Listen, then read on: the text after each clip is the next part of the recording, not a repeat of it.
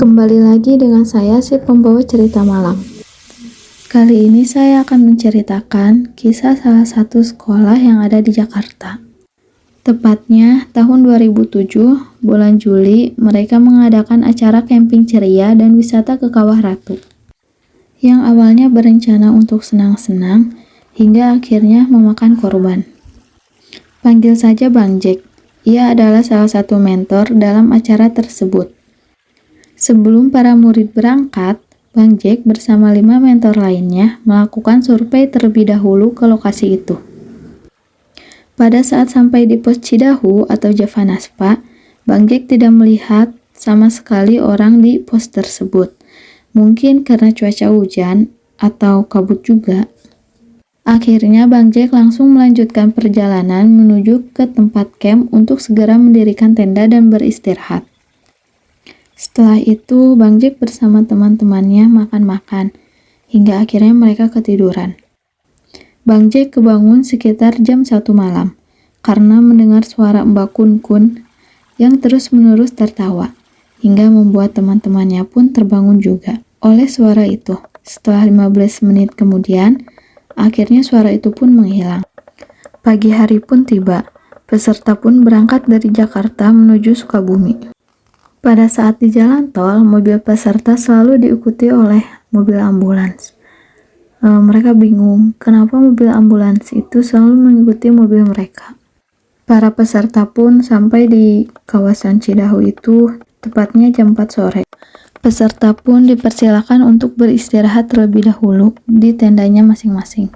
Pada saat malam hari, tidak ada sesuatu yang aneh.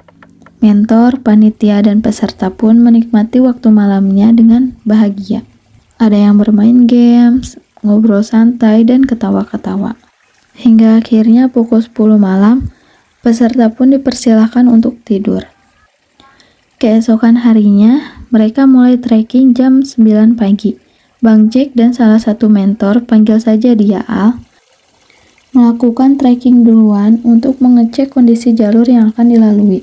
Selang beberapa lama kemudian, peserta pun ikut trekking bersama mentor dan panitia lainnya.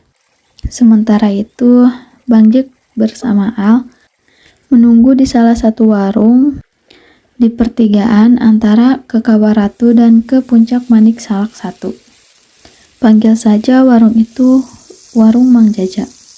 Gak lama kemudian, peserta dan panitia yang lainnya juga datang. Mereka beristirahat di warung Mang Jaja.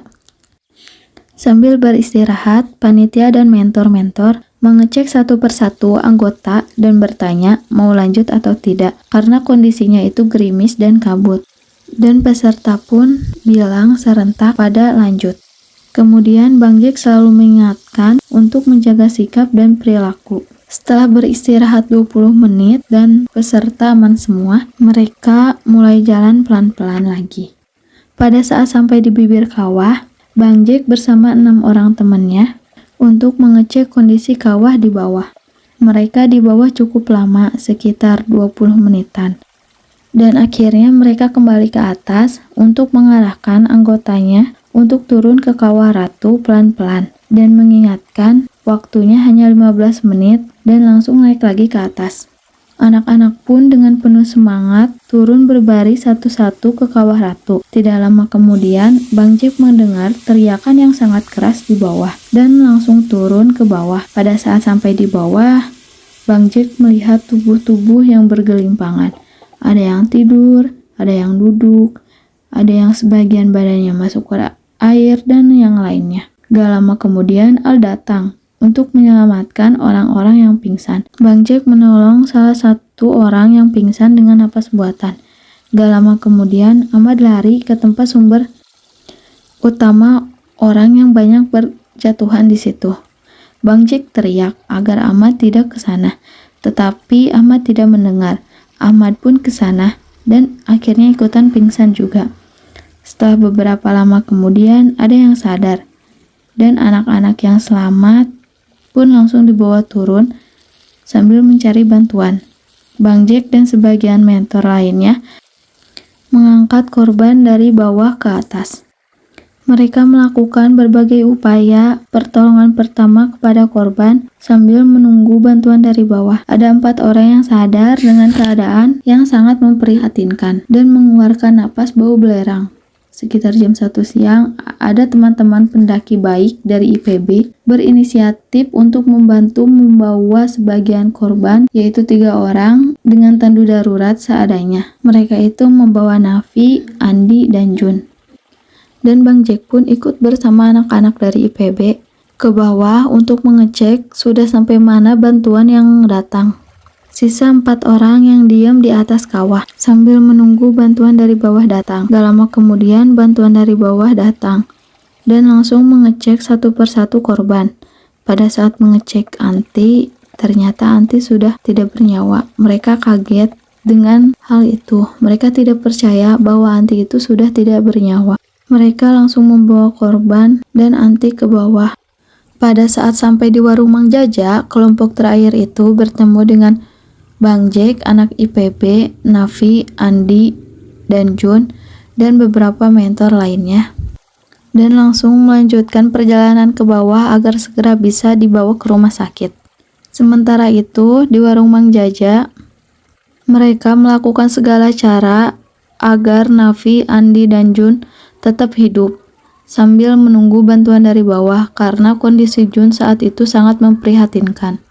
Sekitar jam 2:30, panggil saja dia Ceking. Dia ada salah satu mentor juga. Dia menyuruh Bang Jack untuk duluan turun ke bawah mengecek bantuan sudah sampai mana. Dan Bang Jack pun langsung turun ke bawah. Tetapi pada saat sampai di pertigaan Puncak Salak 1, Bang Jack bertemu dengan Ahmad, Anti, dan Ana karena tandu yang mereka gunakan itu jebol. Pada saat orang-orang melakukan perbaikan tandu, tiba-tiba Ahmad kesurupan. Dia loncat-loncat dan teriak-teriak. Semua orang dihajar oleh Ahmad. Karena Ahmad tidak sadar-sadar, akhirnya Ahmad diikat di tandu yang sudah diperbaiki dan langsung dibawa turun ke bawah. Sementara itu, Bang Jack dan salah satu panitia, panggil saja dia Aki, mereka tidak ikut ke bawah karena menunggu Nafi, Andi, dan Jun yang ada di warung Mang Jaja. Sekitar 2 menit kemudian, tim Risu dari bawah langsung menuju warung Mang Jaja untuk mengevakuasi Nafi, Andi, dan Jun. Setelah 30 menit kemudian, tim rescue yang tadi ke warung Mang Jaja itu turun, tetapi hanya membawa Jun. Bang Jack bertanya, kenapa yang dibawa hanya Jun, sementara Nafi dan Andi hanya ditinggalkan di atas. Dan tim rescue menjawab bahwa mereka itu kekurangan tandu. Bang Jack dan Aki ikut turun bersama tim rescue dan Jun. Pada saat perjalanan turun, tiba-tiba tim rescue berhenti, kemudian mengecek nadi Jun dan langsung menutupi muka Jun dengan sarung. Di situ Bang Jack langsung lemas. Gak nyangka kalau semua ini bakal kayak gini, sehingga ia harus dipapah oleh Aki saat turun. Pada saat sudah sampai di perkemahan, banyak ambulans yang membawa korban ke PMI Bogor dan Rumah Sakit Sekarwangi yang ada di Cibadak. Pada saat Bang Jack mendekati tenda-tenda peserta yang selamat, mereka pada nangis. Akhirnya panitia dan mentor menenangkan peserta-peserta itu. Bang Jack menyuruh, sebut saja dia Wawan, menghubungi mobil karena mereka harus memulangkan peserta yang selamat saat itu juga. Dan Bang Jack menyuruh Wawan untuk mengecek dan kontrol ada siapa aja yang ada di Sekarwangi Cibadak. Wawan pun langsung berangkat ke Rumah Sakit Sekarwangi. Sekitar jam 6 sore, Wawan datang ke Cidahu lagi dan memberi kabar kalau yang ada di Rumah Sakit Sekarwangi itu ada Ahmad, Ana, Jun, dan Anti. Dan Wawan memberi kabar bahwa Jun dan Anti sudah tidak tertolong. Sementara Ahmad masih belum sadar kalau Ana udah melek, senyum, sampai bilang ke gua itu, Kak. Dan Bang Jack langsung menyuruh Wawan untuk balik lagi ke Rumah Sakit Sekarwangi. Dan Wawan pun langsung berangkat ke Rumah Sakit Sekarwangi. Sekitar 8:30 malam, datanglah rombongan yang di atas, yaitu Nafi, Andi, Ceking. Tiba-tiba Ceking langsung menangis sambil meluk Bang Jack. Jack, Andi, Jack. Kenapa Cing? Kenapa Andi? Andi gak selamat, Jack. Ah, yang bener lu. Masa gak selamat sih? Bener, Jack, bener. Andi sudah tidak ada. Setelah itu, Nafi dan Andi langsung dibawa ke rumah sakit yang ada di Cibadak. Pada saat jam 9 malam, Semua peserta pun langsung dibawa pulang oleh beberapa mentor dan panitia lain. Karena kondisinya semakin ramai, banyak banget wartawan dan polisi. Dan Bang Jack pun menyusul ke rumah sakit Sekarwangi yang ada di Cibadak. Jam 12 malam lewat, Bang Jack sampai di RS Sekarwangi. Tiba-tiba ada si Wawan. Bang Jack langsung menanyakan keadaan Ana, karena tadi Wawan bilang Ana sudah sadar, dan menyapa Wawan. "Wan, Ana mana Wan? Kan kata lu Ana sudah sadar," ucap Bang Jack. "Sorry Jack, Ana udah nggak ada." Lo apa-apaan Wan? Jangan ngomong sembarangan lu." "Ya Jack, Ana sudah meninggal." Tiba-tiba Jack emosi, pegang kerah Wawan dan mau mukul Wawan, tetapi ditahan oleh salah satu mentor. Wawan hanya diam. Setelah semuanya dingin, Bang Jack berjalan menyusuri lorong rumah sakit untuk mencari toilet. Pada saat jalan, tiba-tiba Bang Jack melihat Ceking dan Didi di satu ruangan. Ternyata di ruangan itu ada jenazah Andi dan Nafi, yang sudah terbujur kaku dan mengeluarkan cairan putih di hidungnya. Dan Bang Jack sudah tahu korban yang sudah meninggal pada saat itu, yaitu Andi, Nafi, Jun, Uta, Anti, dan Ana. Dan mereka pun langsung dibawa ke PMI Bogor, karena semua korban dikumpulin di sana. Pada saat sampai di PMI Bogor, tiba-tiba ada salah satu peserta yang selamat. Panggil saja dia Imah. Imah manggil Bang Jack, "Bang Jack, Bang Jack." Dan Bang Jack pun langsung membalas panggilan Imah. "Iya, kenapa Imah?" "Jadi gini ya Bang, tadinya tuh kita tuh turun ya ke bawah. Kemudian Kak Anti tuh cuci muka di air sungai yang ada belerangnya itu. Gak lama kemudian Kak Anti tiba-tiba pingsan. Sementara itu, Andi, Jun, Nafi, dan Uta yang melihat Kak Anti pingsan langsung lari menyelamatkan Kak Anti. Pada saat mau mengangkat tubuh Kak Anti, tiba-tiba mereka semua itu ikutan pingsan juga. Gak lama dari itu, tiba-tiba Kak Andi lari ke tempat kejadian itu. Gak lama kemudian, Kak Andi pun ikut pingsan. Dan pada saat Imah lihat Kak Andi pingsan, Imah juga langsung gelap, "Kak, oh jadi gitu ceritanya. Ya udah, makasih ya Imah." Imah pun berpamitan kepada Bang Jack untuk pulang ke rumah.